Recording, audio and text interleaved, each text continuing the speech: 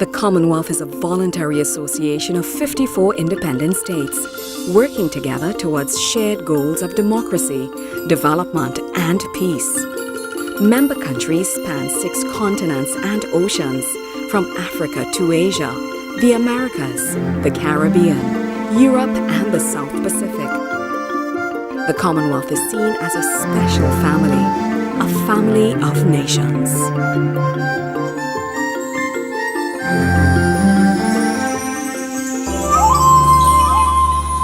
St. Lucia is a sovereign island country in the Eastern Caribbean Sea. The second largest of the Windward Islands, it lies south of Martinique and north of St. Vincent. More mountainous than many other Caribbean islands, St. Lucia is volcanic and is known for the dramatic twin coastal peaks called the Pitons, and is among the few islands in the world that has a drive-in volcano. Called the Emerald Isle for its majestic mountains, lush rainforests, and cascading waterfalls, St. Lucia is home to wild orchids, ferns, a diversity of birds, wildlife, and marine life. St. Lucia also boasts 2 Nobel laureates, Sir Arthur Lewis, an economist, and Derek Walcott, a poet and playwright. Although the island was named after St. Lucie of Syracuse by the French, it was the Spanish who first landed there during their early exploration of the Caribbean. In the 1550s, the French pirate Francois Leclerc frequented St. Lucia, but it was not until about 1600 that the first European camp was started by the Dutch at what is now known as Vieux Fort. In 1605, an English ship was blown off course on its way to Guyana, and some 60 colonists started a settlement in St. Lucia. Only a handful survived due to disease and conflict with the Caribs, so they fled the island. The French claimed the island in 1635, and in 1643 established the first permanent European settlement in St. Lucia. In 1660, the Governor de Roselin signed a treaty with the local Carib people. England took control of the island from 1663 to 1667, and in the years that followed, while Britain and France were at war, the rule of the island changed frequently. That rivalry was a result of the fact that no colonial power in Europe was able to establish a foothold early enough. And that was because of the terrain, the mountainous terrain of St. Lucia, as well as the natural waterways, the harbors, the natural quays and harbors. So it meant that there was no power able to settle the country early enough, as was the case in Barbados, and to a lesser extent St. Kitts. In addition, you had, for a long period, because for the same reason, you had the local Carib population, the Carinago peoples, were able to mount years of resistance. In fact, there were many famous battles in which the early English settlers were actually killed and wiped out by the Carinago peoples. So because of that history, the country was not naturally attractive for sugar production because of the hills, and it was not high on the agenda of the European powers for settlement. What it did present to them was a staging post for the Caribbean. So all of them saw it as a military outpost. It is also argued that France's primary interest in St. Lucia was agricultural and economic, while England had political and military motives. Indeed, it was the French who, with the use of slave labor, initiated a plantation economy in St. Lucia, and in 1763 introduced the sugarcane industry. In 1814, Britain acquired St. Lucia permanently. As a British colony, in 1838, the island was annexed to the government of the British Windward Islands and remained a part of this group until 1959. The 1924 Constitution followed from, in all the Caribbean countries, followed from the visit of A.F.L. Wood, who later became Lord Halifax. The Wood Commission came and did its survey of the Caribbean. And although Wood did not recommend democratic government, one of the things that came out of his survey was the establishment for the first time of limited representation in the St. Lucia Parliament. So you had what was then only 3 elected members allowed, but they were done on a very narrow property franchise. In other words, they were done on the basis of property qualifications. For the first time, you allowed a local element to sit in that legislative assembly as elected members, but of course on a very narrow franchise. So it was not full-fledged democracy, but it was in fact the beginning of a process of democratic representation in St. Lucia. In 1924, through a constitution, the island was granted its first form of representative government.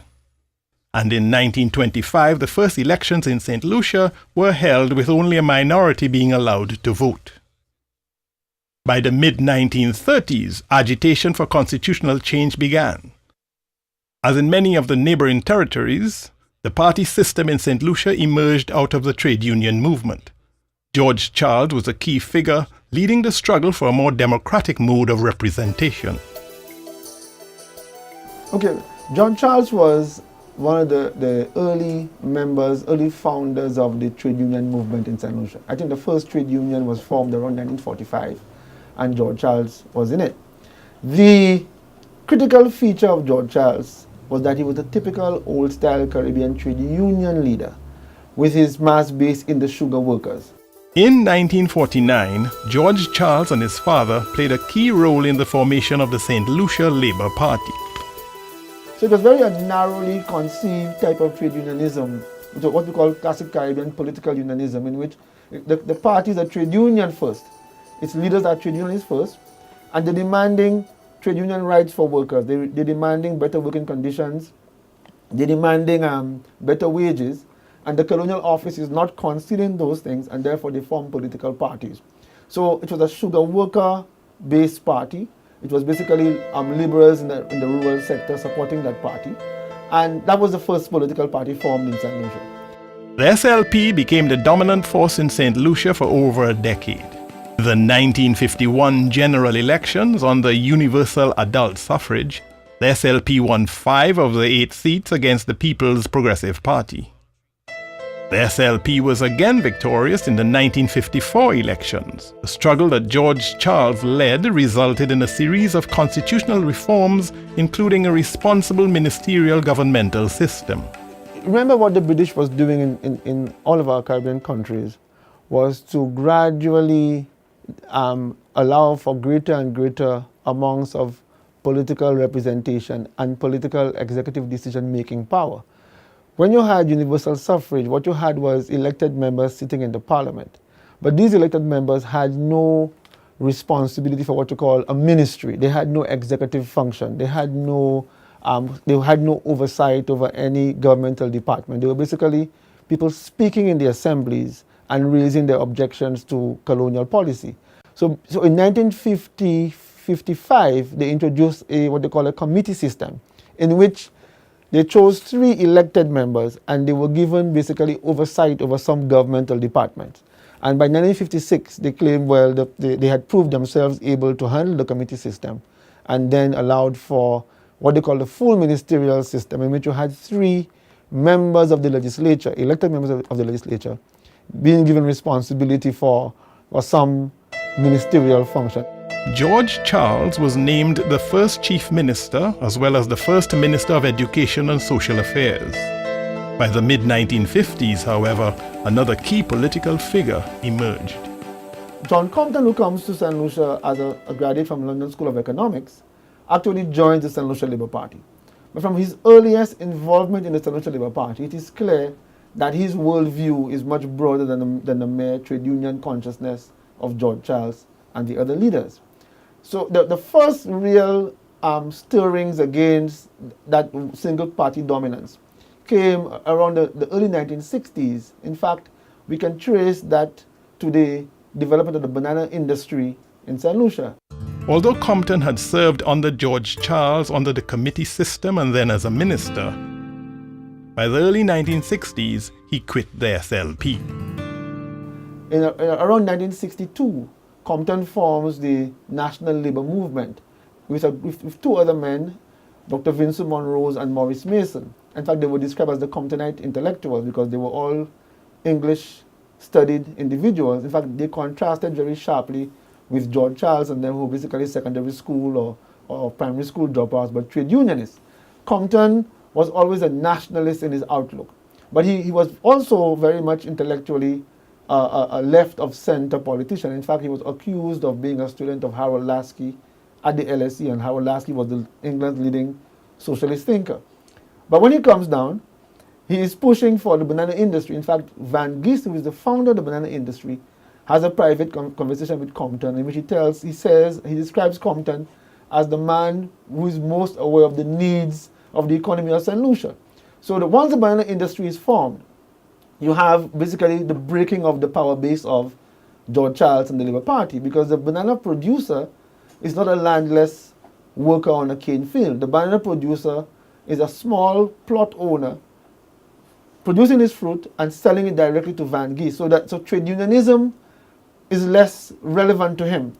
So Compton's party now effects a break between two members of the Labour Party who swing, and they bring the Labour Party down. George Charles remained chief minister until 1964, when the government fell. Compton aligned himself to the old colonial People's Progressive Party. And it is the link between Compton's NLM, two dissident members of the Labour Party, and the old established People's Progressive Party. Don't forget the PPP was the party of the colonial groups. There were always those groups, the brown middle class, the white middle class, property owning groups, who were always opposed to the labor movement. And those groups, allied with Compton, formed the United Workers' Party. And I think the United Workers' Party, with the birth of the United Workers' Party officially in 1964, you have the beginning of a proper two-party system in St. Lucia. In 1964, the SLP lost the elections for the first time to the United Workers' Party, who won 6 of the 10 seats. From that time, George Charles played a lesser role in politics, and the SLP spent the next 3 decades in opposition. The Labour Party and its mass base rooted in the labor rural sectors of St. Lucia. And Compton and his United Workers' Party, its mass base in the propertied urban bourgeoisie and the banana producing sections of the country, formed a very powerful alliance because, of course, the political economy had changed from sugar to bananas. The banana producers, the banana economy helped to generate tremendous wealth for the economy, and Compton's party held dominance from between 1964 all the way down to 1979 and even further down to 1996. So that was really the context in which the two-party system evolved and developed in St. Lucia. A lot of it revolving around the political economy of bananas in St. Lucia. The first victory of the United Workers' Party in 1964 meant that Compton was appointed chief minister. By 1967, Britain granted full self-government to St. Lucia. So you don't really have self-government unless you have decision-making power over the budget. You can decide who gets what and what goes where. We never had that until, I would say, 1967, when you had the associate statehood. But even with associate statehood, Britain kept its right to foreign affairs. So again, you don't have self-government unless you can determine who you have external relations with. So I would say that full self-government really comes in 1979 when you have independence. Sir John Compton was the only premier and the first prime minister of an independent St. Lucia. However, it was a rocky road to independence. And it's important to remember that associated statehood was introduced after the failure of the Federation in 1962, when Jamaica, Barbados in 66, Trinidad in 62, went for their independence. And then the question was, what do we do with those smaller territories which appear to be unviable and are unready for self-government? There was a whole debate about viability and readiness for self-government, and the smaller Caribbean territories were all claimed to have fallen below that stage of readiness. By the mid-1970s, he began to claim that associated statehood was preventing St. Lucia from getting its full development possibilities. And critically for him, the argument he raised, for example, he raised 2 arguments. He said, one, if you look at our tourism, you can have a tourism industry unless you can negotiate air route rights with the Canadian and British and American carriers. And so, because St. Lucia did not have foreign affairs as one of its functions for which it had responsibility, Britain was not going to allow for any North American or Canadian carrier to compete with its own airlines in the region. And so Compton began to argue that he needed to go to independence. He also argued too that some countries like Japan were not going to give aid to any non-independent countries. They were not going to give aid to a British colony. And again, because he wanted to tap as many sources of aid as possible, he felt that associated statehood was preventing him from developing his country the way he wanted to. What made it interesting was that at the time, the dominant St. Lucia Labour Party opposed independence. Don't like us to repeat that history, but it is true, on the basis that they didn't want independence under Compton. And because of that, of course, there were wider arguments. They argued about the Constitution, it was too narrow, and they were demanding a lot more things in the independence than Compton was willing to allow for. Since independence, St. Lucia has been a Commonwealth realm. Queen Elizabeth II is the head of state, represented by a Governor General. Executive power lies with the Prime Minister and his cabinet, and the Parliament of St. Lucia has 2 chambers, an Assembly which has 17 seats and a Senate which has 11 appointed members. The SLP won the first post-independence elections in July 1979, winning 12 of the 17 seats in Parliament. Turbulence within the party ensued and led to pressure on the government to resign. The government fell after 2.5 years because of a split between George Odlum and Alan Louisy over the issue of the ideological direction in which the country was going. So you can certainly say that the dominance of the United Workers' Party lasted from 1964 down to 1996 if you sweep over that 2-year period when the SLP won. In the new elections that were called in 1982, the UWP enjoyed a resounding victory. In 1987, the UWP was elected for a second time, but by a narrow margin. In the 1992 election, the UWP again defeated the SLP. Compton remained in office until 1996, when he retired and was succeeded as Prime Minister by Vaughan Lewis. Lewis assumed office in April 1996, but in the elections that followed in May 1997, the UWP suffered a huge setback. Led by Dr. Kenny Anthony, the St. Lucia Labour Party won 16 of the 17 seats. It was extraordinary. It was very challenging because I had little time at my disposal. When I became leader, the leader of the then United Workers' Party, newly installed by the party, incidentally, was Professor Vaughan Lewis. He had been recruited from the OECS Secretariat to lead the United Workers' Party, and he was Prime Minister. So I labored under the fear that he would call a snap election and would not give me sufficient time to rebuild the Labour Party. So we were systematic. The first thing we attempted to do was to coalesce the opposition and bring the opposition under one umbrella, under the umbrella of the St. Lucia Labour Party. On reflection, I think the then government made a tactical error. They gave me time. But the conjuncture, the environment was perfect, because by then the first signs of the collapse of the banana industry had emerged. There was a lot of disaffection, and the government itself had not handled the transition from John Compton to Professor Lewis very well. There were still pockets of anxiety and uncertainty. And so by delaying the call for the election, he allowed the St. Lucia Labour Party to prepare, to organize, and then, in fact, to virtually dictate the pace of the campaign. And so we came into office on a wave of popular support, on a wave of disenchantment. In the next general elections held in December 2001, the SLP won 14 of the 17 seats. However, in 2005, John Compton came out of retirement to resume leadership of the opposition United Workers' Party.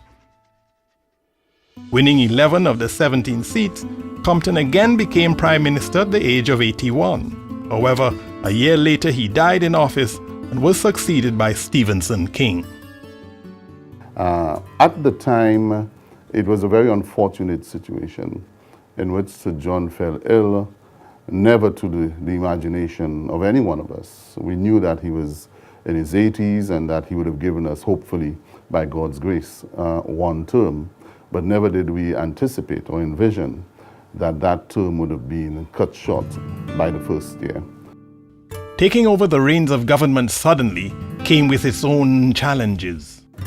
Getting into government after being in opposition for 9.5 years and having the responsibility of dealing with some of the problems that we had identified in opposition and losing the wisdom and experience of Sir John so early in that period was indeed very challenging, in that with a team of inexperienced men and women, it proved to be a very, very tall order. Yet King and his cabinet remained determined. We were able to stabilize the economy.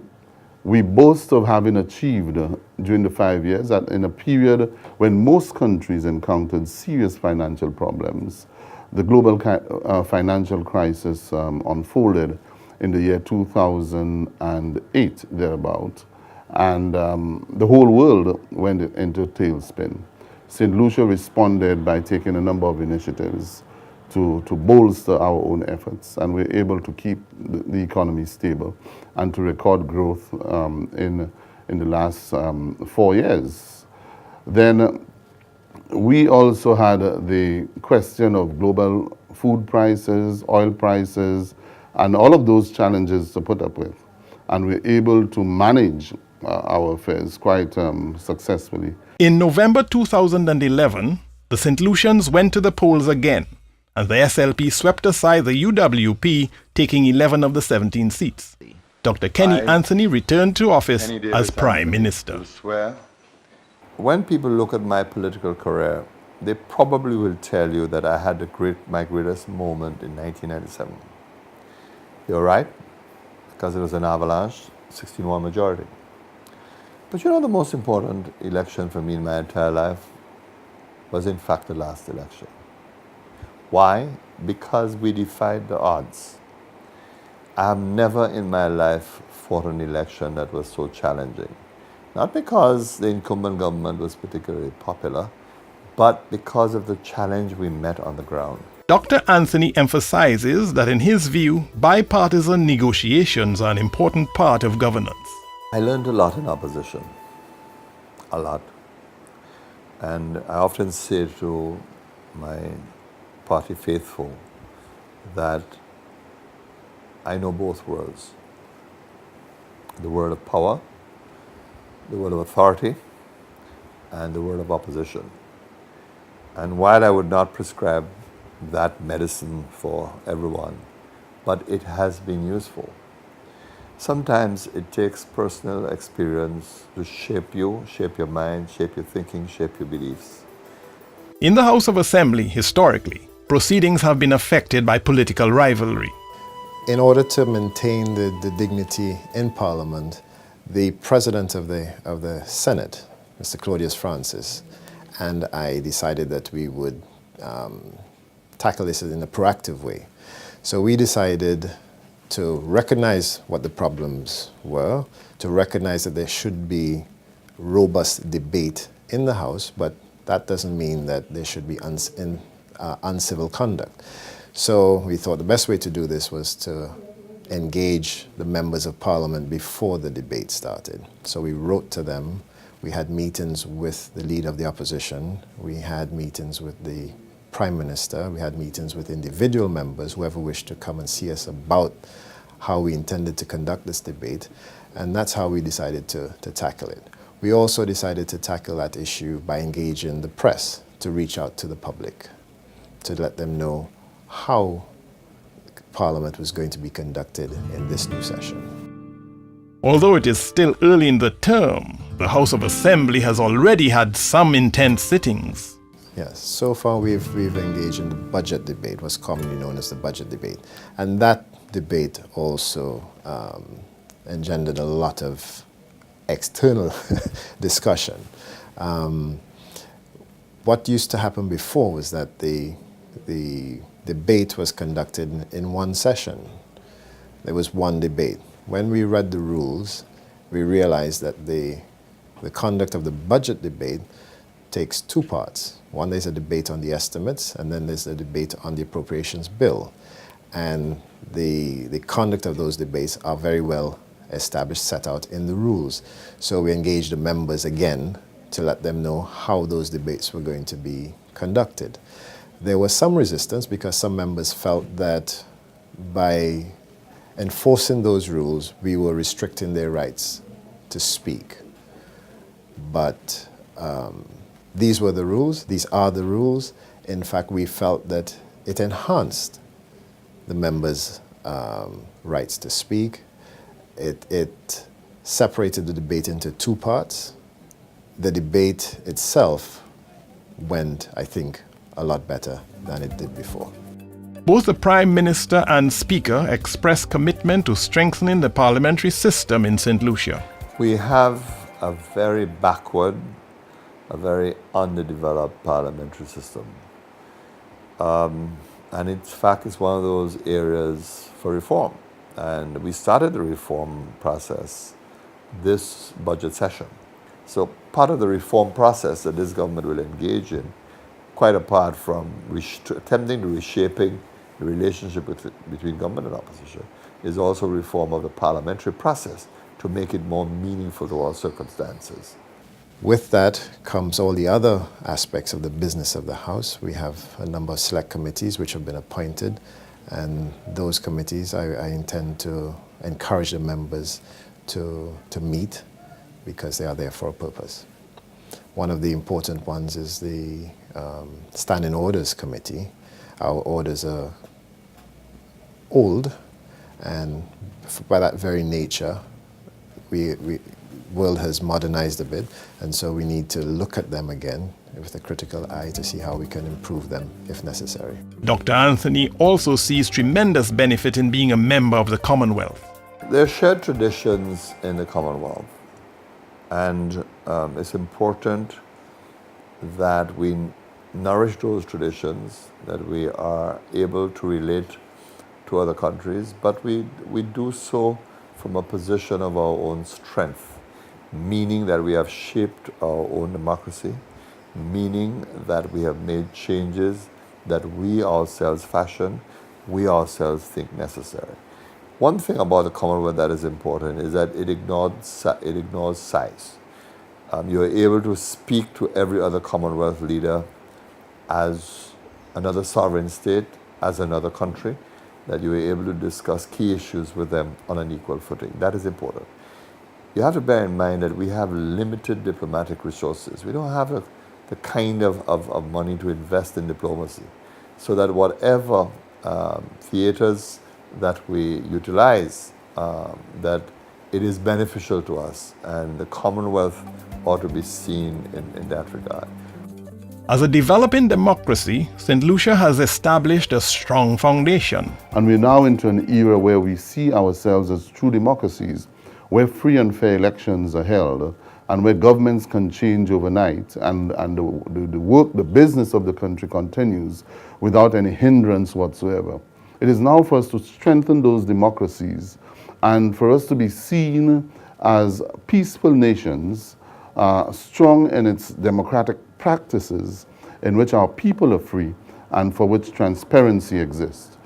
Seeking to position itself as the economic and social heart of the Windward Islands, St. Lucia is investing in conscientious national development. I believe I'm blessed. Blessed because I have to manage an extraordinary little island. An island with very passionate people, with very gifted people, and all of that is matched by the extraordinary beauty that we have. So for me, it is really a humbling experience to be Prime Minister of this country, and I'm really enamored with the fact that I am managing a very unique and very special little island.